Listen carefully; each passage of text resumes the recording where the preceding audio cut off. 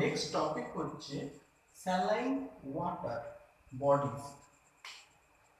Saline water bodies বলতে গেলে আমাদের ওশিয়ানের কথা বলতে হবে। There are 4 major oceans. Number 1, Pacific oceans. Pacific ocean সবথেকে largest oceans. Next Atlantic ocean, Indian ocean, Arctic ocean. এবার এদের ইম্পর্টেন্স হচ্ছে ওশিয়ানসের হাইড্রোলজিক্যাল সাইকেল। এই ওশিয়ান ওয়াটার বডিজ মাধ্যমে কি হচ্ছে, হাইড্রোলজিক্যাল সাইকেলসটা হচ্ছে।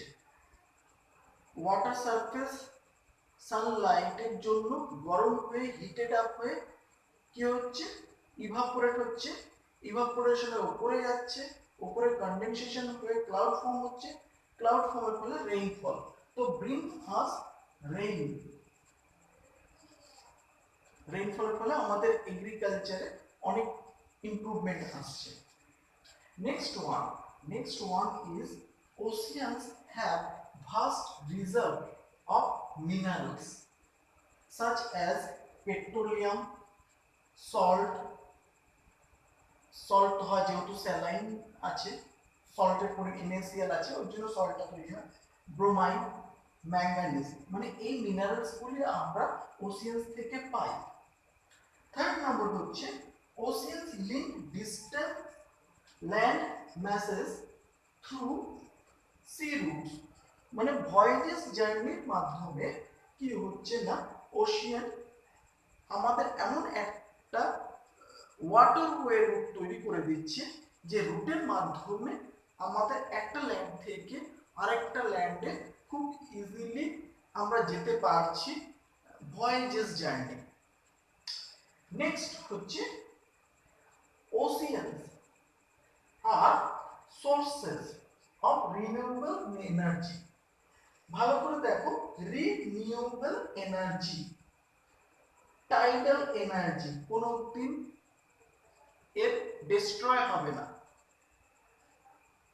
থার্মাল এনার্জি, যেটা ইলেকট্রিসিটি দিচ্ছে, থার্মাল এনার্জি, হাইড্রো ইলেকট্রিসিটি, এগুলো হচ্ছে ওশিয়ানসের ব্যাপারে বললাম।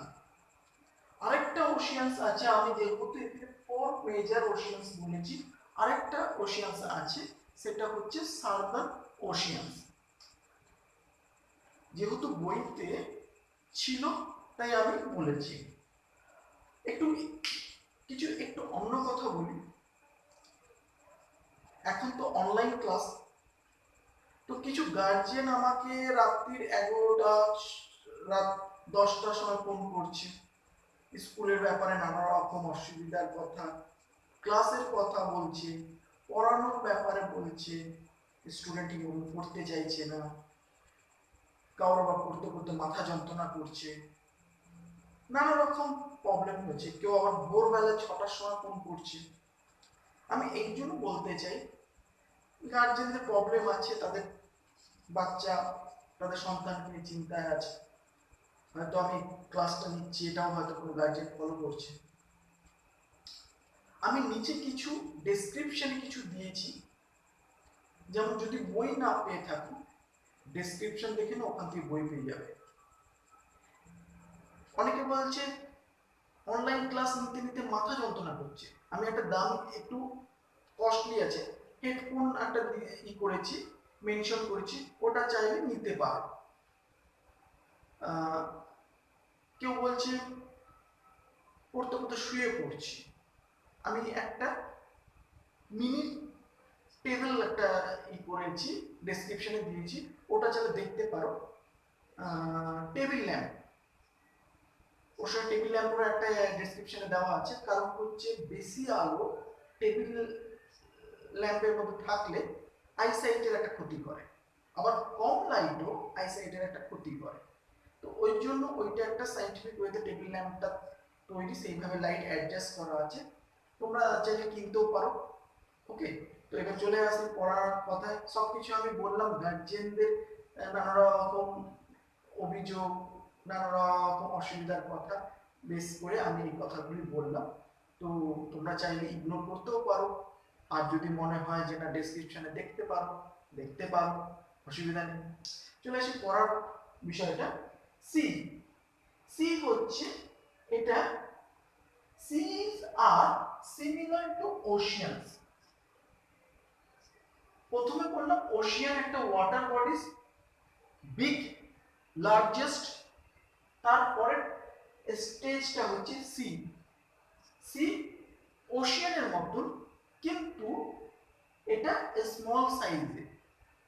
এছাড়াও আরো কিছু সি আছে যেগুলোকে বলছি মার্জিনাল সি, যেমন হচ্ছে Bering sea, Caribbean sea, north sea, red sea, Arabian sea. Marginal sea ব্যাপারে একটু আমি ডায়াগ্রামের মাধ্যমে যদি দেখাতে পারি তাহলে হয়তো ভালো হতে পারে। ডায়াগ্রামের মাধ্যমে যদি যখন দেখাই তাহলে আমি বলবো ওয়ার্ল্ড ম্যাপের কথা। তোমরা তো এখন ছোট, ওয়ার্ল্ড ম্যাপের ব্যাপারে একটু খানি তোমাদের অতটা কনসেপ্ট নেই, তাও আমি বলে দিচ্ছি ওয়ার্ল্ড ম্যাপের ব্যাপারটা একটুখানি যদি ধ্যান দিয়ে দেখো তাহলে তোমরা বুঝতে পারবে। ওয়ার্ল্ড ম্যাপে এক জায়গায় আছে এরকম নর্থ আমেরিকার ফিগার। নর্থ আমেরিকার ফিগারটা এইরকম, আর রয়েছে সাউথ আমেরিকার একটা ফিগার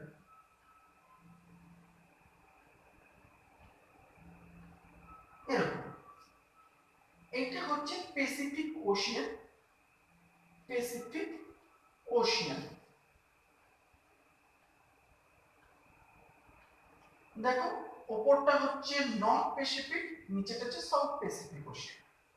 ঠিক এই ওশিয়ানের এই জায়গাটায় রয়েছে, ঠিক ওয়ার্ল্ড ম্যাপের এই জায়গাটা রয়েছে, এটা যদি নর্থ আমেরিকা হয়, নর্থ আমেরিকা, তাহলে এটা সাউথ আমেরিকা।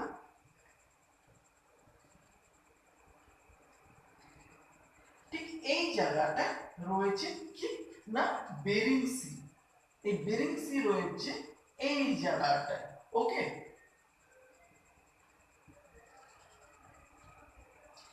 এটা দেখো টোটাল ভাস্ট ওয়াটার সারফেস একদম শেষের দিকে, মানে এদিকটা নর্থ আমেরিকা, তারপরে ওয়ার্ল্ড ম্যাপ যখন দেখাবো তখন এই জায়গাটা পাবে কি তোমার ইউরোপ, এই জায়গাটা আফ্রিকা পাবে, তারপরে পাবে এশিয়া। তো এই জায়গাটায় হচ্ছে শেষের দিকে রয়েছে বেরিং সি। এই সিটা হচ্ছে একদম মার্জিনাল পয়েন্টে রয়েছে। এটা কি করছে, সেপারেট করছে নর্থ আমেরিকাকে এশিয়ার সঙ্গে। এটা মার্জিনাল কেন করেছে, একদম শেষের দিকে রয়েছে। এছাড়া আরো কিছু মার্জিনাল সি কথা বললাম, রেড সি, নর্থ সি, এগুলো সেম পলিসি। নেক্সট হচ্ছে সি, কিন্তু ওগুলোকে সি বলবো না, lake. Lakes are too big for their size, it is called inland sea. যেমন Caspian sea, largest salt water lake of the world. এছাড়া হচ্ছে Dead Sea, world lowest lake 1412 feet below sea level. আমি লিখে দিচ্ছি 1412 feet below from the sea level water surface। সেটা সিটার নাম কি, ডেড সি। ওকে, এরপরে চলে আসছি bay and gulf. Bay and গালফের জন্য আমার যেটা দরকার সেটা হচ্ছে আমি কোশ্চেনটাকে ইরেজ করে দিচ্ছি। বে অর গালফের জন্য একটু ভালো করে বুঝতে হবে আমি অ্যাকচুয়ালি কি বলতে চাইছি বে অর গালফের ক্ষেত্রে।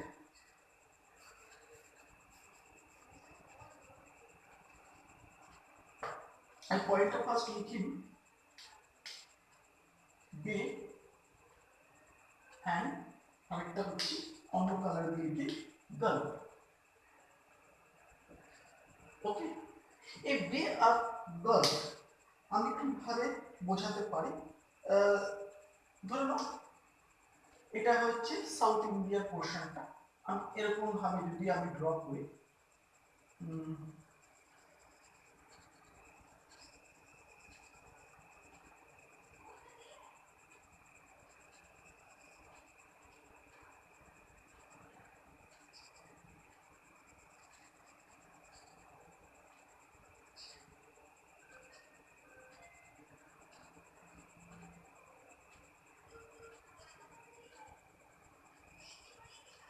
এরকম ভাবে যদি সাউথ ইন্ডিয়ার পোর্শনটাকে আমি যদি এক্সপ্লেইন করি,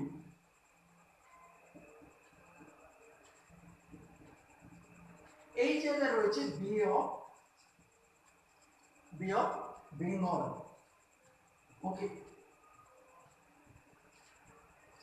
ভালো করে দেখবে এইখানে ইন্ডিয়া, এখানে কিন্তু বাংলাদেশ রয়েছে, এই সাইডে রয়েছে মিয়ানমার, প্রথমে ইন্ডিয়া রয়েছে, ইন্ডিয়ার পোর্শন কিছুটা রয়েছে, আর এদিকে রয়েছে মিয়ানমার, এরকম কিন্তু কভারেজ রয়েছে। ওকে,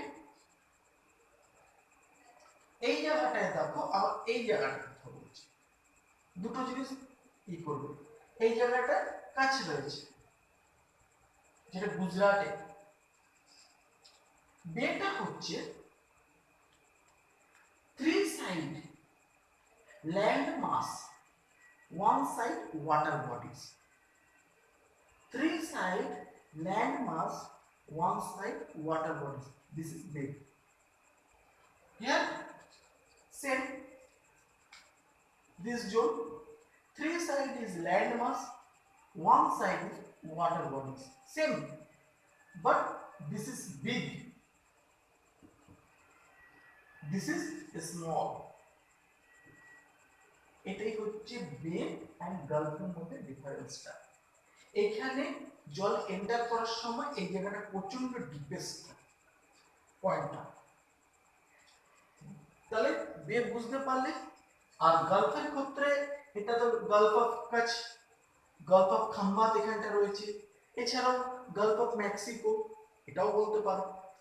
তো বের ক্ষেত্রে থ্রি সাইড ল্যান্ড মাস, ওয়ান সাইড ওয়াটার বডিজ, গালফের ক্ষেত্রেও তাই, এটা স্মল সাইজ। এরপরে আরেকটা জিনিস আসছি, স্ট্রেট।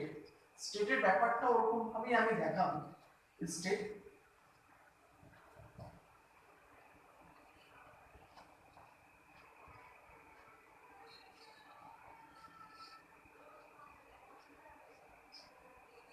আমি লিখে নিয়ে আগে স্ট্রেটটা,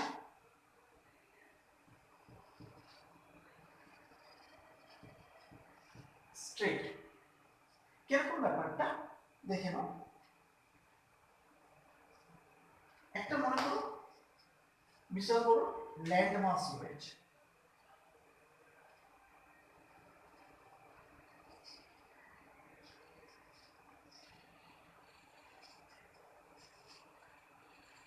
এরকম একটা ল্যান্ড মাস রয়েছে, এটা টোটালটাই ল্যান্ড, আমি লিখে দিলাম। আরেকটা ল্যান্ড রয়েছে এরকম ভাবে, এটাও একটা ল্যান্ড, এটা হচ্ছে বিগ ওয়াটার বডিজ,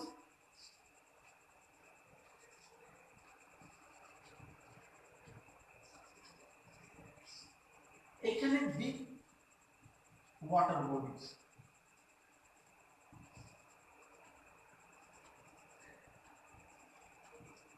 ভালো করে বোঝার চেষ্টা করো। বড় দুটো ল্যান্ড মাসকে সেপারেট করছে একটা ন্যারো চ্যানেল, জয়েন করছে বিগ ওয়াটার বডিজকে, দিস ইজ কল্ড স্ট্রেট। বুঝতে পারলে? Strait example strait of Gibraltar. এরপরে আসছি আরেকটা পয়েন্ট, সেটা হচ্ছে লেগুন। তোমাদের একটা নাম শুনছ উড়িষ্যাতে চিল্কা লেক আছে, চিল্কা লেকটা হচ্ছে সবচেয়ে বড় এক্সাম্পল ফর লেগুনস। জিনিসটাকে আগে আমি লিখে নিই কিসের কথা বলছি। লেগুমস, এল এ, তারপরে হচ্ছে G double O N S, legumes. Okay, কিরকম সিস্টেমটা আমি বলে দিচ্ছি।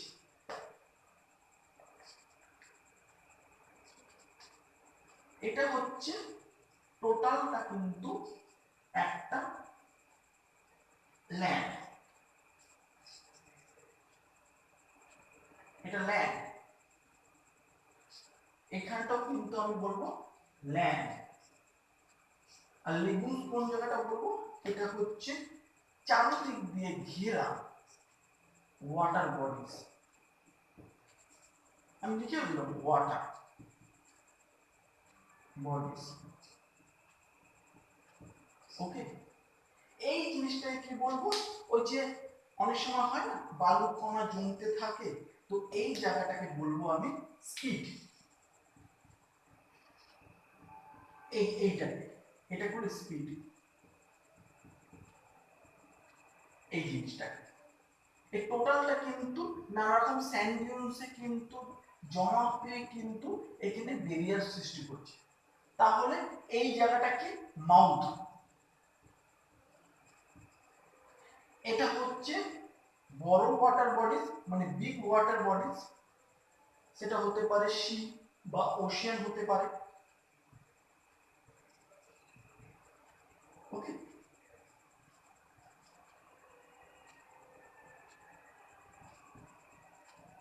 Big water bodies. এইখানে যে জলটা আছে চারদিক দিয়ে ল্যান্ডে, মানে ল্যান্ডের ভেতরে রয়েছে, চারদিক দিয়ে ল্যান্ড সার্কেল করা আছে, এইটুকুনি জায়গা মাউথের মতন রয়েছে যেখান দিয়ে এ কি করছে ওশিয়ানের সঙ্গে কানেক্টেড থাকছে।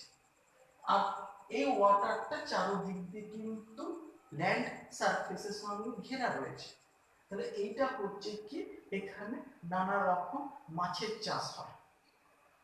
এই মাছের চাষ হয়, এটা কিন্তু অনেকে আবার বলছে বায়োডাইভার্সিটি।